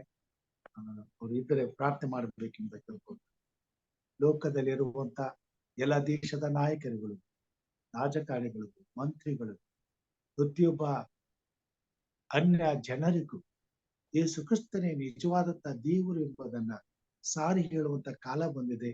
ಅದನ್ನ ಅರ್ಥ ಮಾಡಿಕೊಡುವಂತ ಕಾಲ ಬಂದಿದೆ. ಅವರು ಗ್ರಹಿಸಿಕೊಳ್ಳಲಿಕ್ಕಾಗುವಂತ ಕಾಲ ಬಂದಿದೆ. ಆ ಸಮಯವು ಇದಾಗಿದೆ. ಈ ಸಮಯದಲ್ಲಿ ಪ್ರತಿಯೊಬ್ಬ ಮನುಷ್ಯನಿಗೂ ದೇವರ ಮಹತ್ವವು ತಿಳಿದು ಪ್ರತಿಯೊಬ್ಬ ಮಾನವನು ನಮ್ಮ ರಕ್ಷಕನಾದಂತ ಯೇಸು ಕ್ರಿಸ್ತನನ್ನ ಅಂಗೀಕಾರ ಮಾಡಿಕೊಂಡು ಆತನಲ್ಲಿ ಸಿಗುವ ನಿತ್ಯ ಜೀವನ ಹೊಂದುವಂತೆ ದೇವರ ಆತ್ಮನು ಕಾರ್ಯ ಮಾಡಲಿ ಮತ್ತು ತನ್ನ ಜನರನ್ನ ಉಪಯೋಗಿಸಿಕೊಳ್ಳಲಿ.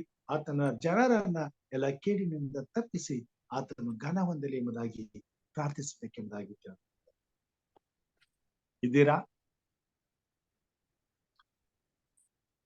ಓಕೆ, ಇಲ್ಲವಾದ್ರೆ ಹಿರಿಯರಾದಂತ ಪ್ರೇಮನಾಥ್ ಸರ್ ಅವರು ಪ್ರಾರ್ಥನೆ ಮಾಡ್ತಾರೆ.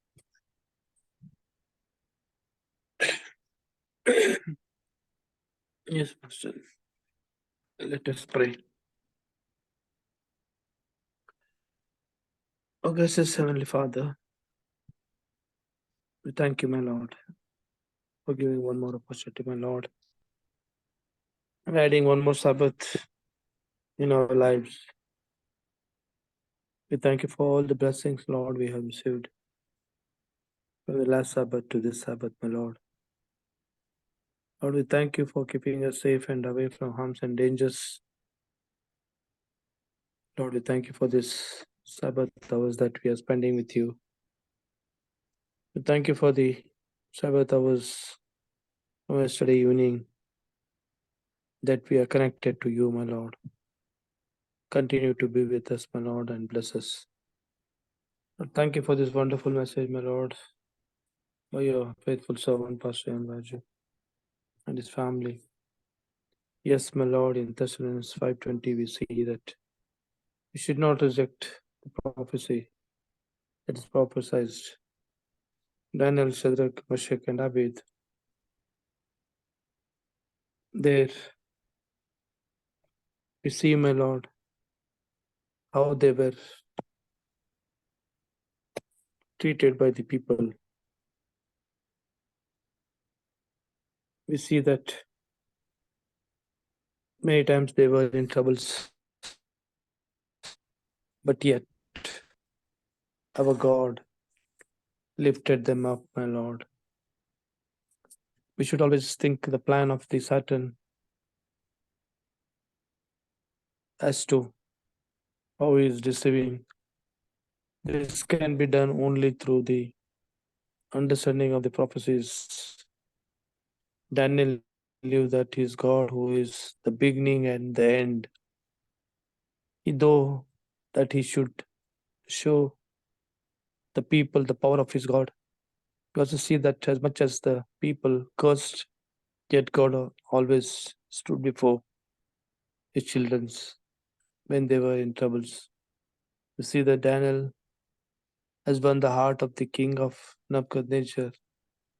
Though there was a severe complaint against Daniel, but Daniel never lost the hope, but he loved his God with all his heart, body, and soul.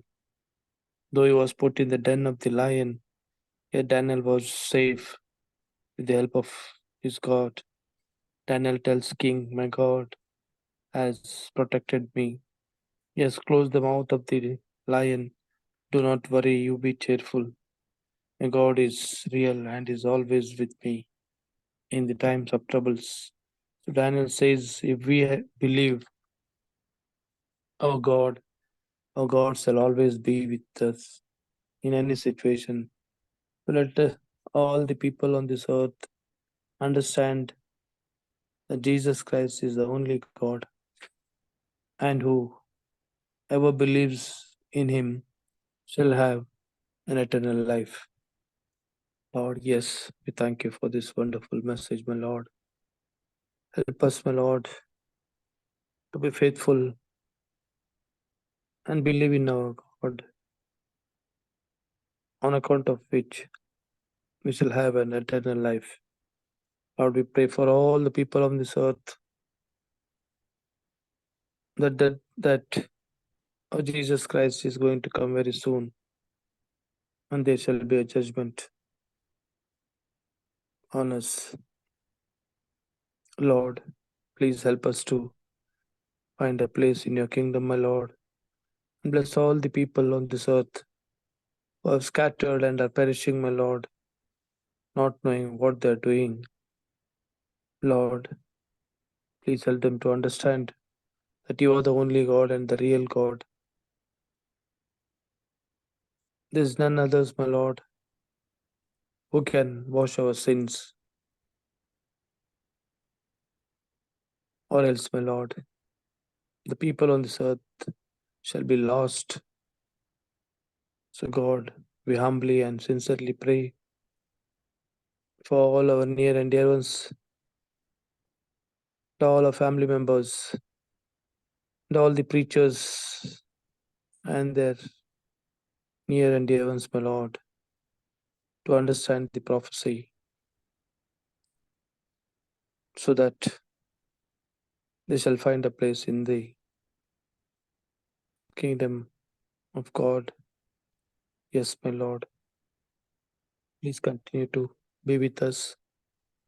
Especially pray for elderly Mrs. Evelyn Paul, my Lord. Please be with her.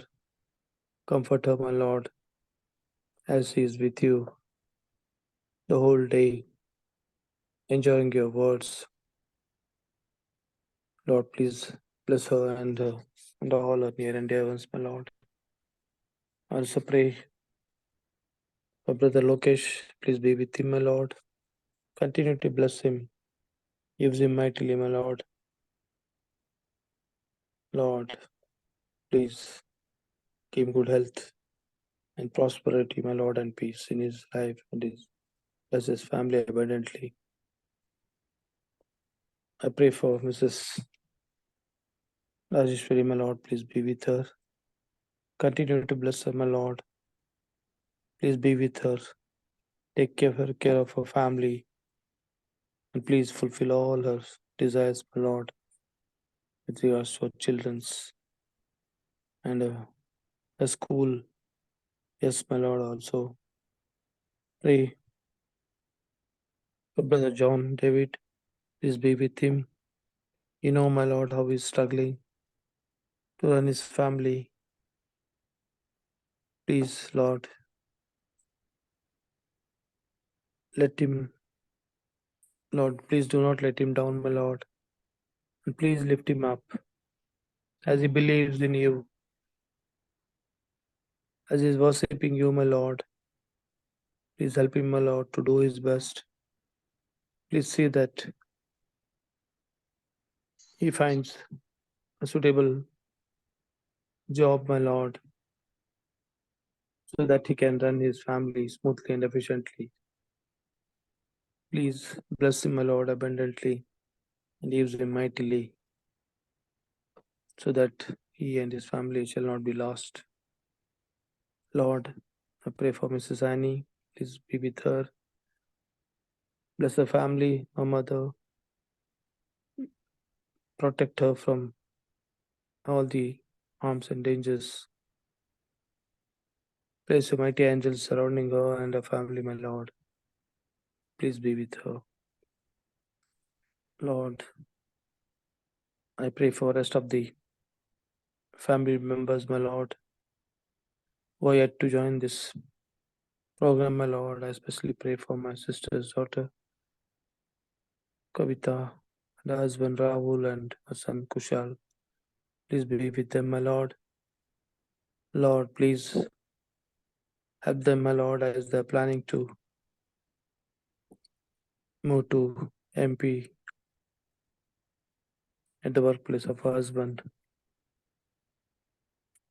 from Pune. Lord, please bless them and please guide them, my Lord.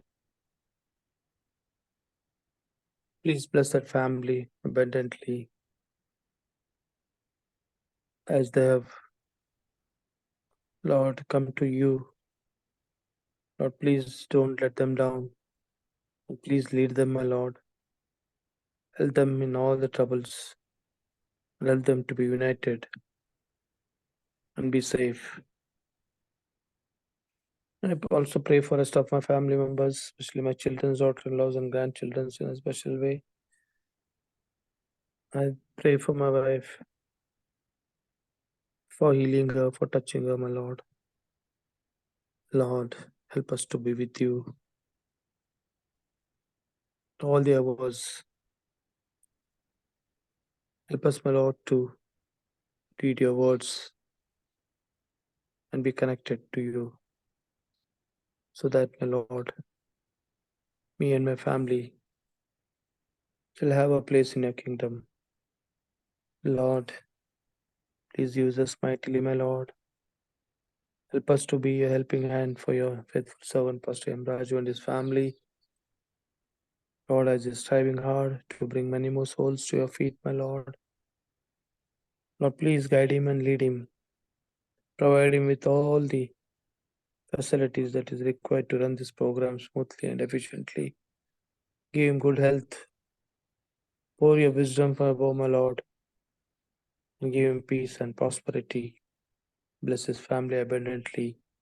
Bless his children's daughter-in-laws and grandchildren in a special way. Bless all his near and dear ones, Lord. Lord, I thank you for this wonderful hours that we are spending with you. Lord, please open our hearts and minds and help us to apply it in our day-to-day life, Lord. Please help us to be a light and a salt on this earth for the Gentiles. Lord, let them glorify you, my Lord.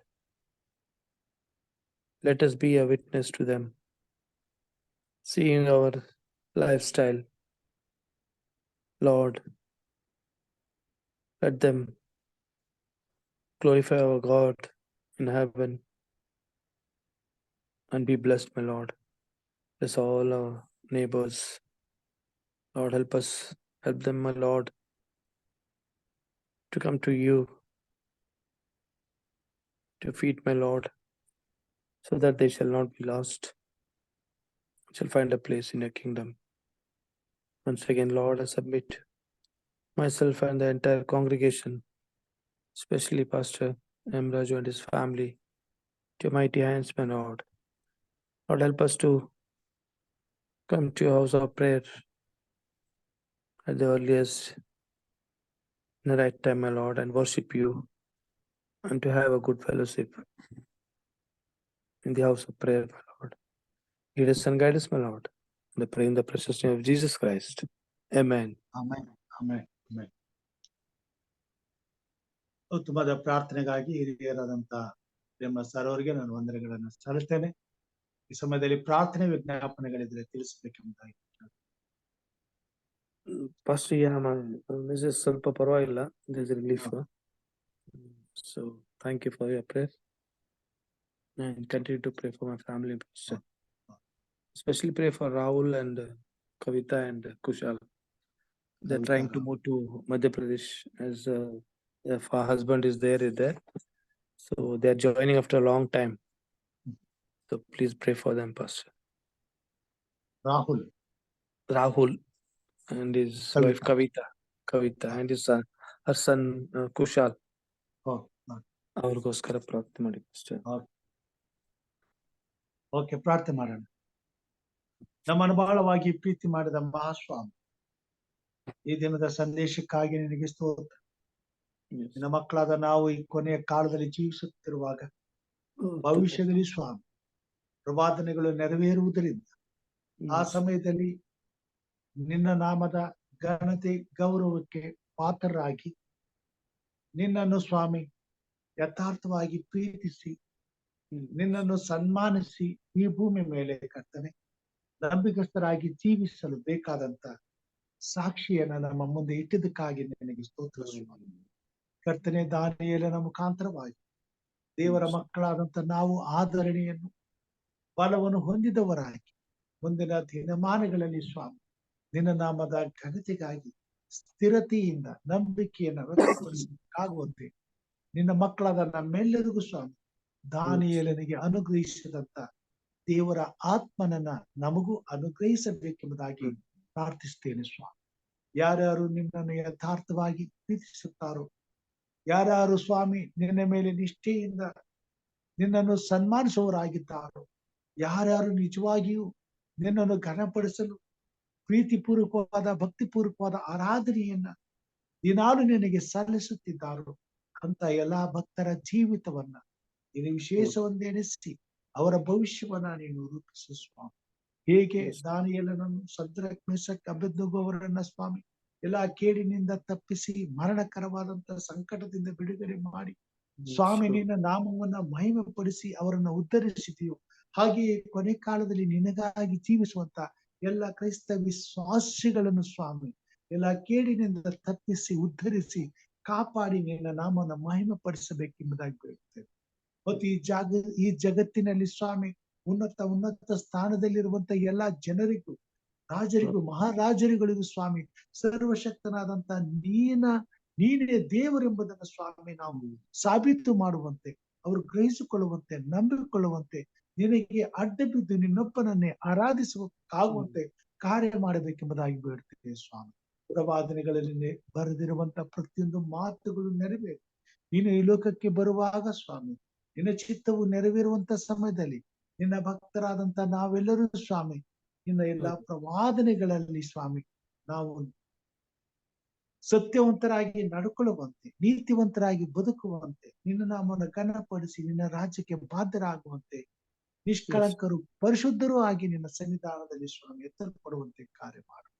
ಕಷ್ಟದಲ್ಲಿ, ಕಾಯಿಲೆಗಳಲ್ಲಿ, ಬಾಧೆಗಳಲ್ಲಿ, ಬಂಧನಗಳಲ್ಲಿ ಪ್ರತಿಯೊಬ್ಬ ಮಾನವರನ್ನ ಆಶ್ರಯಿಸು, ಮುಟ್ಟಿ ಗುಣಪಡಿಸು, ಬಿಡುಗಡೆ ಕೊಡು, ಆರೋಗ್ಯ ಕೊಡು, ಕ್ಷೇಮ ಕೊಡು ಸ್ವಾಮಿ, ಸಮಾಧಾನದ ಬದುಕು ಕೊಡು ಸ್ವಾಮಿ. ಎಲ್ಲ ಕೊರತೆಗಳನ್ನ ಸಮಸ್ಯೆಗಳನ್ನ ದೂರ ಮಾಡು, ಕೇಡಿನಿಂದ ತಪ್ಪಿಸು ಸ್ವಾಮಿ, ಅಪಾಯ ಅಪಘಾತಗಳಿಂದ ತಪ್ಪಿಸು, ಸೈತಾನ ಕಾರ್ಯಗಳಿಂದ ಬಿಡುಗಡೆ ಮಾಡು, ಪಾಪದ ಬಲೆಗಳಿಂದ ತಪ್ಪಿಸು, ನೀತಿ ಆಶೀರ್ವಾದಗಳಿಂದ ತಪ್ಪಿಸು, ನಿತ್ಯತ್ವಕ್ಕಾಗಿ ಅಭಿವೃದ್ಧಿ ಪಡಿಸು ಸ್ವಾಮಿ. ಸಕಲ ಕುಲ, ಭಾಷೆ, ಪ್ರಜೆ, ಜನಾಂಗಗಳು, ಅನ್ಯರು ಸ್ವಾಮಿ, ಹಿಂದೂಗಳು, ಮುಸ್ಲಿಮರು, ಅನ್ಯ ಕ್ರೈಸ್ತರು ಸತ್ಯದ ಸುವಾರ್ತೆಯನ್ನು ಅರ್ಥ ಮಾಡಿಕೊಳ್ಳುವಂತೆ ಸಹಾಯ ಮಾಡು. ಪ್ರವಾದನ ನುಡಿಗಳನ್ನ ಗ್ರಹಿಸಿಕೊಳ್ಳುವಂತೆ ಸಹಾಯ ಮಾಡು. ಲೋಕದ ಚರಿತ್ರೆಯ ಇತಿಹಾಸವನ್ನ ಸ್ವಾಮಿ ತಿಳಿದುಕೊಂಡವರಾಗಿ, ಅರ್ಥ ಮಾಡಿಕೊಂಡವರಾಗಿ ಪ್ರತಿಯೊಬ್ಬ ಮಾನವನ ಬದುಕಿನಲ್ಲಿ ಸ್ವಾಮಿ ತಂದೆಯಾದ ದೇವರೇ ನಿನ್ನ ಪ್ರೀತಿಯನ್ನ ಪ್ರತಿಯೊಬ್ಬ ಮನುಷ್ಯನು ಕಂಡುಕೊಳ್ಳುವಂತೆ ಕಾರ್ಯ ಮಾಡು ಸ್ವಾಮಿ. ನಿನ್ನ ಸತ್ಯವನ್ನು ಅರ್ಥ ಮಾಡಿಕೊಳ್ಳುವಂತೆ ಕೃಪೆ ಸ್ವಾಮಿ. ಸತ್ಯವು ಪ್ರತಿಯೊಬ್ಬ ಮಾನವನನ್ನ ಎಲ್ಲಾ ಪಾಪದ ಬಂಧನದಿಂದ ಬಿಡುಗಡೆ ಮಾಡಿ ಸೃಷ್ಟಿಕರ್ತನಾದಂತ ನಿತ್ಯ ಜೀವವುಳ್ಳ ದೇವರ ಬಳಿಗೆ ನಡೆಸುವಂತೆ ಸ್ವಾಮಿ. ಈ ಬೆಳಿಗ್ಗೆ ಸ್ವಾಮಿ ಕೂಟದಲ್ಲಿ ತಲೆಬಾಗಿ ಬಂದಿರುವಂತ ಪ್ರತಿಯೊಬ್ಬ ನಿನ್ನ ಮಗಳನ್ನ ಸ್ತೋತಿಸ್ತೇನೆ ಸ್ವಾಮಿ. ಕೂಟದಲ್ಲಿ ಇರ್ತಕ್ಕಂಥ ಪ್ರತಿಯೊಬ್ಬರನ್ನು ಆಶ್ವಸಿರಿ ಅಂತ ಪ್ರೇಮ ಸರ್ ಅವ್ರ ಕುಟುಂಬ ಮಕ್ಕಳನ್ನು ಆಶ್ವಸ್ತರು ಮಾಡುವಂತ ಸೇವೆ ಕೆಲಸಗಳನ್ನ ಆಶ್ವಸಿ ಕಾಪಾಡು. ಶ್ರೀಮತಿಯವ್ರನ್ನ ಮುಟ್ಟಿ ಗುಣಪಡಿಸಿ ಕಾಯಿಸ್ತೋತ್ರಪ್ಪ ಬಲಪಡಿಸು, ಆಧರಿಸು, ಪರಾಮರ್ಶು, ಆರೋಗ್ಯದಿಂದ ತಿಳಿಸು, ಸೇವೆ ಸಂಬಂಧಿಕರಂತ ರಾಹುಲ್, ಕವಿತಾ ಮತ್ತು ಕುಶಾಲ್ಗೋಸ್ಕರ ಪ್ರಾರ್ಥನೆ ಸ್ವಾಮಿ. ಇವತ್ತು ಪ್ರಯಾಣ ಮಾಡಿ ತಮ್ಮ ಕುಟುಂಬಗಳನ್ನ ಒಟ್ಟಾಗಿ ಸೇರಿಕೊಳ್ಳುವಾಗ ಕೃಪೆ ತೋರುವುದಕ್ಕಾಗಿ ಸ್ತೋತ್ರ. ಅವರ ಪ್ರಯಾಣಗಳನ್ನು ಆಶೀರ್ವದಿಸು, ಅವರ ಭೇಟಿಯನ್ನು ಆಶೀರ್ವದಿಸು. ಪ್ರೀತಿಯನ್ನು, ಸಂತೋಷ, ಸಮಾಧಾನ, ಪರಿಶುದ್ಧತೆ, ಪವಿತ್ರತೆ ನೆಲೆಗೊಳ್ಳುವಂತೆ ಕಾರ್ಯ ಮಾಡು. ನಿನ್ನ ವಾಗ್ದಾನಗಳು ಅವ್ರ ಜೀವಿತದಲ್ಲಿ ನೆರವೇರುವಂತೆ, ನಿನ್ನ ಅದ್ಭುತ ಕಾರ್ಯಗಳು ಅವ್ರ ಜೀವಿತದಲ್ಲಿ ನಡಿಲಿಕ್ಕಾಗುವಂತೆ ಕಾರ್ಯ ಮಾಡು. ನಿನ್ನ ಮಹಿಮೆಯನ್ನು ಅವರ ಕಂಡುಕೊಳ್ಳುವಂತೆ ಕೃಪೆ ತೋರು. ನಿನ್ನನ್ನು ಅಂಗೀಕರಿಸಿಕೊಂಡು ನಿನ್ನ ಮೇಲೆ ನಂಬಿಕೆ ಇಟ್ಟು ನಿನ್ನಲ್ಲಿ ಭಯಭಕ್ತಿಯುಳ್ಳವರಾಗಿ ರಾಜ್ಯಕ್ಕೆ ಬಾಧ್ಯರಾಗುವಂತೆ ಸಹಾಯ ಮಾಡು. ಹಿರಿಯಂತ ಲೋಕೇಶ್ವರನ ಅವ್ರ ಕುಟುಂಬ ಮಕ್ಕಳನ್ನ ಆಶಿಸು, ಮಾಡುತ್ತೆ ಸೇವೆ ಕೆಲಸಗಳನ್ನ ಆಶಿಸು, ಅದ್ಭುತಕರವಾಗಿ ಆಶ್ಚರ್ಯಕರವಾಗಿ ನೀನು ಸೇವೆ ಉಪಯೋಗಿಸಿಕೊಂಡು ಮಹಿಮೆ ಒಂದು ಎಲ್ಲ ಶೋಧನೆಗಳನ್ನ ದೂರ ಮಾಡಪ್ಪ, ಕೇಳಿನಿಂದ ತಪ್ಪಿಸು, ದೇವರ ಮಾರ್ಗದಲ್ಲಿ ನಡೆಸು, ನಿತ್ಯಕ್ಕಾಗಿ ಅಭಿವೃದ್ಧಿಪಡಿಸು. ಹಿರಿಯರಂತ ಇಲ್ಲಿ ನಮ್ಮವ್ರನ್ನ ಆಶಿಸು ಸ್ವಾಮಿ, ಅವ್ರ ಕುಟುಂಬ ಮಕ್ಕಳನ್ನ ಆಶಿಸು, ಮೊಮ್ಮಕ್ಕಳನ್ನ ಆಶಿಸು, ಸೊಸೆದನ್ನ ಆಶಿಸು, ಆರೋಗ್ಯದಿಂದ ತುಂಬಿಸಿ, ದುಡಿಯುವಂತ ಕೈಗಳನ್ನ ಬಲಪಡಿಸಿ, ಸುಕ್ಷೇಮ ಸಮಾಧಾನ ನೆಮ್ಮದಿ ತೃಪ್ತಿಯನ್ನು ಕೊಟ್ಟು ನಿನ್ನ ಸೇವೆಯಲ್ಲಿ ನಿಷ್ಠೆಯಿಂದ ನಿನ್ನನ್ನು ಸನ್ಮಾನಿಸಲು, ನಿನ್ನ ರಾಜ್ಯಕ್ಕಾಗಿ ದುಡಿಯಲು ನಿನ್ನ ಬರನ್ನು ಸಿದ್ಧಪಡಿಸಲು ಸದಾ ಕಾಲ ಹಂಬಲಿಸುವ ಹಾಗೆ ಅವರ ಜೀವಿತವನ್ನ ಪರಾಮರ್ಶಿ ಮುನ್ನಡೆಸಿ ನಿನ್ನ ಮಹಿಮೆಗೋಸ್ಕರ ಉಪಯೋಗಿಸುವ ಸ್ವಾಮಿ.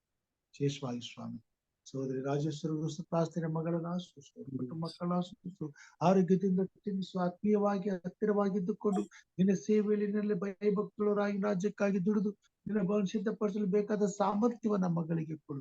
ಅವರ ಕುಟುಂಬ ಮಕ್ಕಳನ್ನ ಸಂರಕ್ಷಿಸು, ನೀತಿ ಸೇವೆಗೋಸ್ಕರ ಮಗಳ ಅಂತ ಆನೆಗೋಸ್ಕರ ಪ್ರಾರ್ಥನೆ ಮಗಳ ಆಶಿಸು, ಆರೋಗ್ಯದಿಂದ ತುಂಬಿಸೋ ಯಜಮಾನನ ತಾಯಿನ ಆಶಿಸು, ಸುಕ್ಷೇಮ ಕೊಡು, ಸಮಾಧಾನ ಕೊಡು, ದುಡಿಯುವಂತ ಕೈಗಳನ್ನ ಬಲಪಡಿಸೋರು ಇರುವಂತ ಸ್ಥಳದಲ್ಲಿ ನಿನ್ನ ಪ್ರಸನ್ನತೆಯನ್ನು ದೂತರ ಬೇಲಿನ ಹಾಕುವರು, ಮಾಡುವಂತ ಕೆಲಸ ಕಾರ್ಯ ಹೋಗೋಣ ಬಾಣಗಳ ದೂತನ ಕಾವಲಿಸಿ, ಕೇಳಿನಿಂದ ತಪ್ಪಿಸಿ, ಸುಖ ಸಂತೋಷ ಸಮಾಧಾನಗಳಿಂದ ತಿಳಿಸಿ, ಕೊಡುವಂತ ತಲಾಂತುಗಳನ್ನ ಗಂತಿಗಾಗಿ ಉಪಯೋಗಿಸಿ ನಿನ್ನ ರಾಜ್ಯಕ್ಕಾಗಿ ಸಿದ್ಧರಾಗುವಂತೆ, ರಾಜ್ಯವನ್ನು ಸಿದ್ಧಪಡಿಸುವಂತೆ ಕಾರ್ಯ ಮಾಡಿಸು.